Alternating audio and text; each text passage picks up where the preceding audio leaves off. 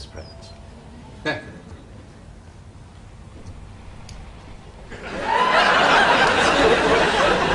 Don't let it upset you, Jim. We're used to it. It happens all the time. I told them to abstain. Well, it's well known that in the Foreign Office, instructions from the Prime Minister becomes a request from the Foreign Secretary, then a recommendation from the Minister of State, and finally just a suggestion to the Ambassador, if it ever gets that far. Thank you. L'chaim. Cheers. Well, Jim, what are you going to do? You know better. Obviously. Not a serious problem, is it? Your information must be better than mine. So mine comes from the Foreign Office.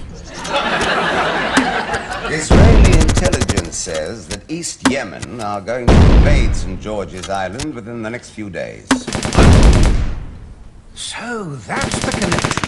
Now, your Foreign Office have agreed with East Yemen that they'll make strong diplomatic representations for nothing.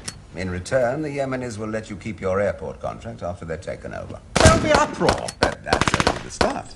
I happen to know from our ambassador in Washington that the Americans are going to support the present government of St. George's. In the U.S.?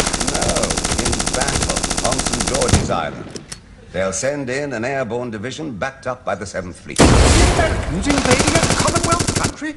The palace will hit the roof. I shall look ridiculous. Why didn't the Americans tell me? They don't trust you. Why not? Because you trust the Foreign Office. Oh, I see. What can I do about it? Well, Jim, you have an airborne battalion on standby in Germany that is not now needed for the NATO exercise. How do you know? I know. Now, if you were to send it to St. George's Island, it would frighten off. It would never dare invade. Of course, it's not for the Israeli ambassador to advise the British Prime Minister. And he wouldn't take your advice anyway. Get me the Foreign Secretary, and then the Defence Secretary, please. I wonder the Foreign Office didn't cover themselves. Maybe they did. He gave me several boxes tonight. I've been through them all except this one. I wonder if this could be it. Northern Indian Ocean Situation Report. It's 138 pages. It must be it. Hello? Yes, Ronnie. I want the President of St. George's Island to extend an invitation to Britain to send an airborne battalion on a goodwill visit. No, just a friendly gesture. Goodwill. Yes, at once, please. Thank you. You seem to think that 800 fully armed paratroopers was an awful lot to send on a goodwill visit. No, it's just an awful lot of goodwill. Oh, yes, Paul. You know you have an airborne battalion on standby in Germany. Yeah. Never mind how I know. Well, since it's not being used, I want them to fly straight off St. George's Island. Sort of between Africa and India. A goodwill visit. You just show them that. They have been invited. Yes, leave in 6 hours. Yes, an instant goodwill visit.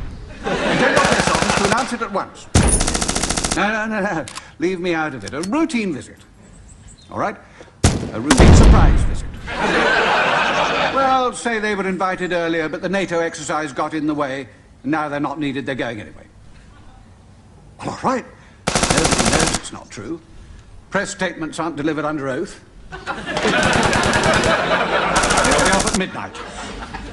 I gather that there's an airborne battalion in the air. Sounds like the right place for it. I gather it's on its way to St. George's. Yes, it should be landing in about 2 hours' time. Quite.